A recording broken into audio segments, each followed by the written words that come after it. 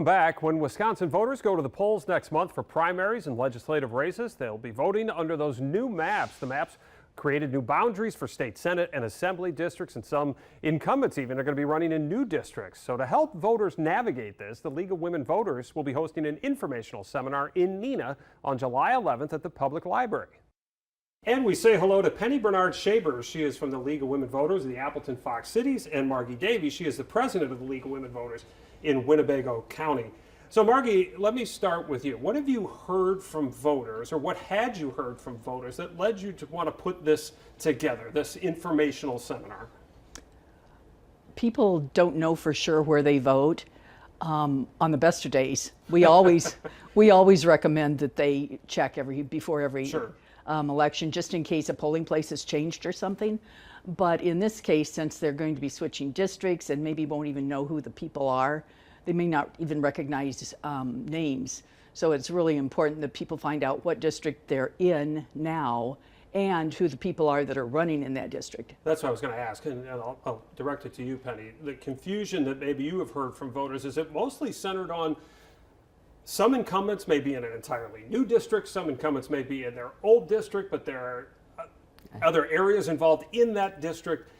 What has been your experience with this? My experience is that people don't understand that the maps actually have changed or why they've changed, so that we're now in some new districts. The boundaries have changed, and in some cases the numbers have changed. Sure. And so we're just trying to make sure people know what district they will be in for the August and the November elections. So it's both the primary and the general election.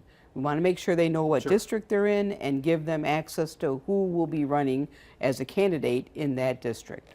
So Margie, let me ask you, we know what the goal of this event is. How will it play out? So folks that do come, what will they experience? And are candidates going to be allowed to be there? And if so, what is their role? Okay, 3 questions, right? Yeah. That's how I get it into one question. I just Pretty clever, yeah. multi-tiered. Make us remember. What they'll experience when they show up is we will have maps available for Sure. them to look at, so they can try to identify exactly what street is in which district, because that's important. They will also get to experience Penny giving us a wonderful overview about why and what is happening. Right. And then, yes, we have invited all the candidates for all the districts that we announced that will be Sure. showing in this. We don't know who will be coming yet. Okay. They have all been invited, but we don't know how many of them will choose to show up. If they do, it's not a candidate debate or anything. Sure. We'll give them a couple of minutes to tell us tell everybody what they would like us to know about them.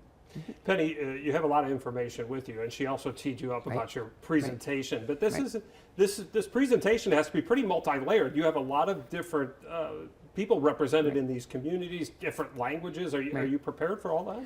We are prepared for all that. We have a PowerPoint that we're putting together, and that will record afterwards and make available for people to choose on the League of Women Voters link. But we also have a number of brochures that talk about the districts and give people a QR code so they can go and find out directly what district they now will live in.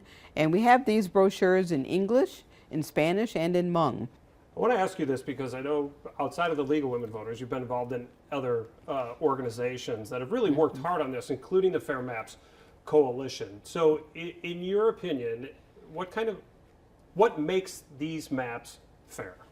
These maps are more fair based on what the Fair Maps Coalition kind of put together, is that they are less biased to one party or the other. Okay. That they are drawn with parameters that don't take into account previous election results. All right, I'm going to ask both of you this question, and I'll start with you, Margie. Your aim is to eliminate some of the confusion and maybe some of the fear that would keep people away because they just don't understand what's changed.